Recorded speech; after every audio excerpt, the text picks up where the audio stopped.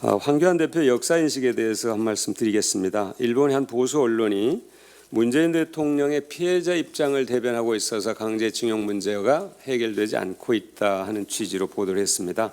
강제징용의 역사적 사실을 왜곡하고 부정하는 대단히 부적절한 보도이고 또 불순하고 무례한 외교적 결례다 이렇게 봅니다.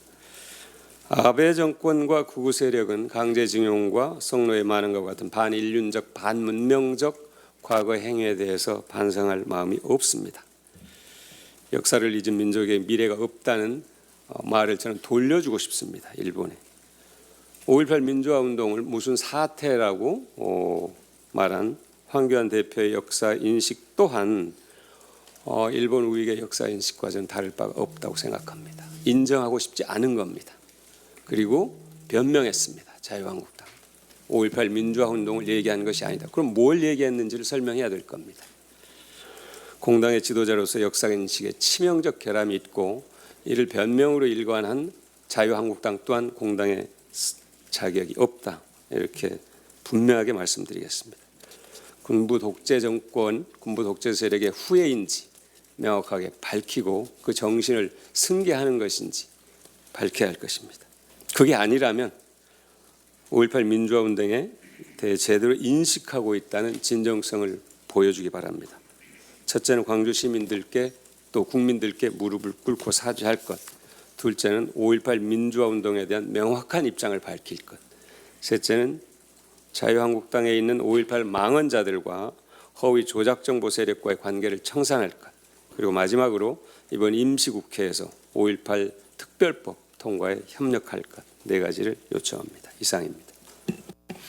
네, 서른 지구위원회 발언 있겠습니다. 네, 앞서 말씀이 나왔습니다만 저도 덧붙여 이야기하겠습니다. 지난 9일 황교안 자유한국당 대표가 5.18 광주 민주화운동을 1980년 그때 뭐 하여튼 무슨 사태로 표현해서 논란이 되고 있습니다.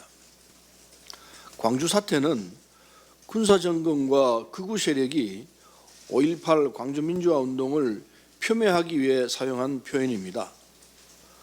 5.18 광주 민주화운동 40주년이 되는 올해 제1야당의 대표의 역사인식이 여전히 군사정권 시기에 머물러 있는 것이 아닌지 개탄스럽습니다.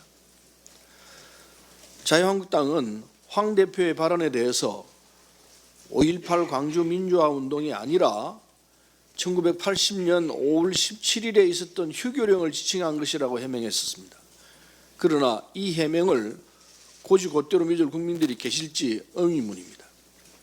오히려 5.18 망언을 한 자유한국당 의원들에 대한 솜방망이 징계가 모두 이런 왜곡된 역사인식에서 비롯된 것 아닌가 하는 의문이 듭니다.